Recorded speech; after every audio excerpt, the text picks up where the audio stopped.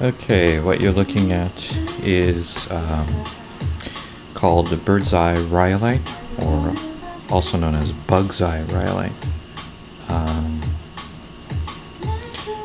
Again, found these out in the Mojave. Very, very cool material. People make jewelry out of this stuff. As you can see, imagine that cut and polished properly would be pretty stunning. And it comes in quite a variety of colors.